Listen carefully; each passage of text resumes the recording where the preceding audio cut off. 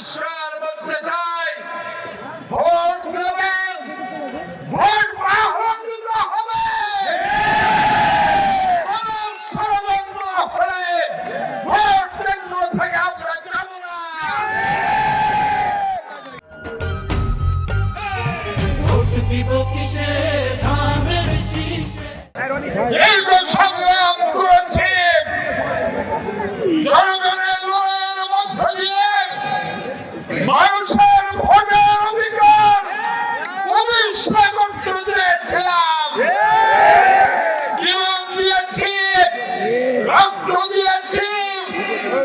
আজকে যখন 12ই ফেব্রুয়ারি অন্তর্বর্তীকালীন সরকারের অধীনে নির্বাচন হচ্ছে, মেহেরপুরের জেলা প্রশাসক সাহেবকে বলতে চাই, যিনি চিফ রিটার্নিং অফিসার, প্রিজাইডিং অফিসারকে বলতে চাই, মেহেরপুরের সম্মানিত পুলিশ সুপার সাহেবকে বলতে চাই, দেশপ্রেমিক সেনাবাহিনীকে বলতে চাই, বিডিআরের জওয়ান এবং আনসার ভিডিপি সদস্যদের বলতে চাই, মনে রাখতে হবে 5ই আগস্টের গণঅভ্যুত্থানের মধ্য দিয়ে মানুষের প্রত্যাশিত নির্বাচন মানুষ দেখতে চায়।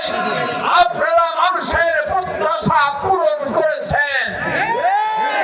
আমি বিশ্বাস করি মেহেরপুরের বর্তমান প্রশাসন যিনি নির্বাচনের সাথে জড়িত আছেন, মেহেরপুরের আইন শৃঙ্খলা রক্ষায় পুলিশ এবং দেশপ্রেমিক সেনাবাহিনী দীর্ঘ সময় ধরে মেহেরপুরকে শান্ত পরিস্থিতির মধ্য দিয়ে নির্বাচনের দিকে এগিয়ে নিয়ে যাচ্ছে। আমরা চাই না নির্বাচনে মানুষের প্রত্যাশা যাতে ধ্বংস না হয়। আমি পরিষ্কার বলতে চাই, ভোট দেবেন, ভোট গ্রহণ দিতে হবে।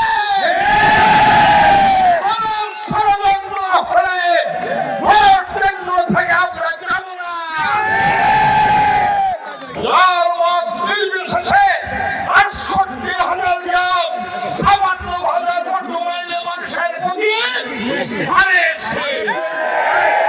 আমরা বলেছি সবার আগে বাংলাদেশ, এই বাংলাদেশের সকল মানুষ ধানের শীষে